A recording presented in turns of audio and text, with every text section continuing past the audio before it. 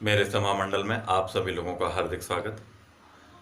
आज जिस जातक की कुंडली आपके सामने लेकर प्रस्तुत हो रहा हूँ, इस कुंडली के अंदर एक बहुत ही निकृष्ट योग के बारे में आपको मैं बताना चाह रहा हूँ। इस योग का नाम है केमाद्रुम योग। ये वो योग है कि कितने भी लखपति व्यक्ति के घर पे अगर केमाद्रुम योग का जातक पैदा होता है तो वो कंगाल ही रहता है। उसके पास ना तो किसी तरह की कोई रुचि रहती है, न किसी काम करने में उसका मन लगता है, उसके साथ किसी का भावनात्मक संबंध नहीं जुड़ता है, ना वो जातक किसी से भावनात्मक संबंध जोड़ पाता है। ये जो योग देखने को मिलता है ये चंद्रमा के द्वारा निर्मित होता है। चंद्रमा का इसके अंदर सबसे बड़ा रोल रहता है इस योग के लिए। अगर थोड़ा सा इसका अपन संक्षिप्त परिचय के बारे में बात करें तो अपने सबसे बड़े अपने सौर मंडल के सबसे मुख्य प्रमुख ग्रह जो हैं वो सूर्य और चंद्रमा हैं। ये वो ग्रह हैं दोनों जो प्रकाश पुंज है, इनके ऊपर इन दोनों ग्रहों के अंदर प्रकाश का विद्यमान रहता है। ये दोनों ही ग्रह कभी भी वक्री अवस्था में नहीं आते, हमेशा मार्गीय अवस्था में ही रहते हैं। चंद्रमा जैसा कि अपने को पता है एक राशि के अंदर लगभग 2.5 दिन के आसपास रहता है। इस योग को निर्माण में चंद्रमा का सबसे बड़ा योगदान रहता है। चंद्रमा जिस भाव में बैठता है, अगर चंद्रमा के साथ में कोई ग्रह नहीं होता है और चंद्रमा के आगे वाले द्वार में भी कोई ग्रह नहीं होता है और चंद्रमा के पीछे वाले भाव में भी कोई ग्रह नहीं होता है, तब इस योग का निर्माण होता है। दूसरी बात, चंद्रमा के केंद्र में कोई अगर ग्रह नहीं होता है तो ये योग और भी ज़्यादा हानिकारक बन जाता है। यदि किसी लाभकारी ग्रह की चंद्रमा के ऊपर दृष्टि आ जाए तो ये योग काफ़ी हद तक भंग हो जाता है। मैं जो कुंडली आपके सामने प्रस्तुत कर रहा हूँ इसके अंदर ये सारी बात देखने को मिलती है।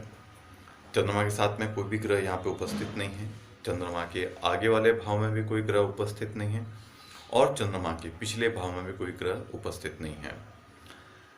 चंद्रमा के केंद्र में भी कोई भी ग्रह नहीं है। कहने को चंद्रमा पे यहाँ पर इस कुंडली के अंदर 3 ग्रह दृष्टि डाल रहे हैं। पहला ग्रह शनि, दूसरा ग्रह बृहस्पति है जो कि वक्री है, क्षमा करें, जो कि अस्त है और नीच का भी है, और राहु की भी दृष्टि है चंद्रमा के ऊपर। इन तीनों दृष्टियों ने इस योग को और भी ज़्यादा निकृष्ट बनाया। एक बार अपन इसकी कुंडली का विश्लेषण करते हैं और पता लगाते हैं कि ऐसी क्या दृष्टियां आई इस चंद्रमा के ऊपर जिसके कारण ये योग का निर्माण हुआ।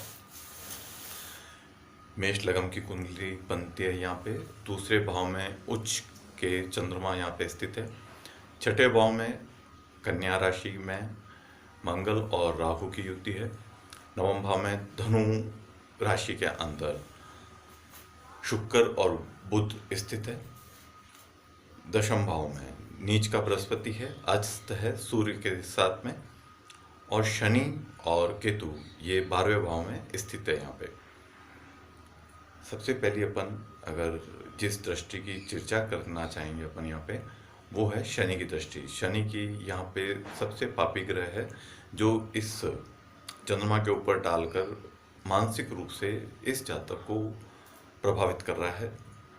दूसरी दृष्टि इसी चंद्रमा के ऊपर बृहस्पति की है जो कि अस्त भी है और नीच भी है। इस दृष्टि ने जातक को धन विहीन रहा, धन नहीं दिलाने में समर्थ है। ये इसने बृहस्पति की दृष्टि इस जातक को किसी भी तरीके से धन की प्राप्ति नहीं करवाने दे रहा है। उसके बाद में सबसे महत्वपूर्ण दृष्टि, सबसे पाप की दृष्टि को अगर अपन यहाँ पे कंसिडर करें तो वो है राहु की। राहु की दृष्टि से चंद्रमा के साथ में यहाँ पे ग्रहण योग उत्पन्न हो रहा है। इन तीनों निकृष्ट दृष्टियों ने चंद्रमा को पूर्णतया प्रभावित किया और चंद्रमा यहाँ पे एक तरह से असहाय के रूप में दिखाई दे रहा है। दूसरी बात, मंगल यहाँ पे छठे भाव में बैठ के अपनी पहली दृष्टि से नवम भाव पे दृष्टि डाल रहा है, यानी कि शुक्र और बुध के ऊपर। इसी तरीके से शनि यहाँ पे नवम भाव में बैठकर, शनि यहाँ पे 12वें भाव में बैठकर नवम भाव पे दृष्टि डाल रहा है शुक्र और बुध के ऊपर। इन दोनों दृष्टियों ने इस भाव को भी खराब किया जहाँ पे ये बृहस्पति की दूसरी राशि है, और शुक्र और बुध यहाँ पे इसको प्रभावित किया। बृहस्पति की दोनों राशियां यहाँ पे पूर्णतया एक तरह से देखा जाए तो नष्ट ही है, पूरी तरह से कमजोर है। यहाँ पे धनु राशि भी और 12वें भाव में शनि के बैठने के कारण मीन राशि भी पूर्णतया यहाँ पे प्रभावित है। इस कुंडली के अंदर किसी भी तरीके से कोई भी चीज उम्मीद से नजर नहीं आती है। दूसरे भाव में धन की यहाँ पे हानि दिख ही रही है। तीसरे भाव के अंदर शुक्र और बुध की दृष्टि से पराक्रम इस व्यक्ति के अंदर, इस जातक के अंदर बिल्कुल भी नहीं है। सूर्य और बृहस्पति की दृष्टि चौथे भाव पर होने के कारण इस जातक को भवन का कोई अभाव है। इसकी तरफ इसके पास में कोई भी घर नहीं है।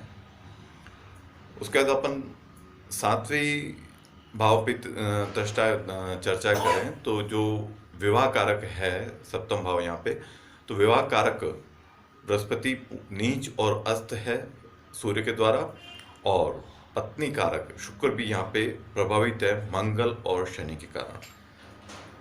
ये जातक किसी भी चीज में रुचि नहीं लेता है, किसी भी काम में रुचि नहीं लेता है। इसको कुछ भी ना अच्छा लगता है, ना इसको कुछ भी बुरा लगता है, ना है इसके पास में किसी के प्रति इमोशनल अटैचमेंट है, न किसी और का इसके प्रति इमोशनल अटैचमेंट है। ये ही योग केमित्रुम योग कहलाता है, जो कि किसी भी रूप से ये अच्छा नहीं मान सकते। अगली बार मैं आपके सामने दूसरी कुंडली लेके प्रस्तुत होता हूँ। तब तक के लिए आप दान पुण्य करते रहें और धार्मिक कार्यों के लिए प्रेरित करते रहें। धन्यवाद।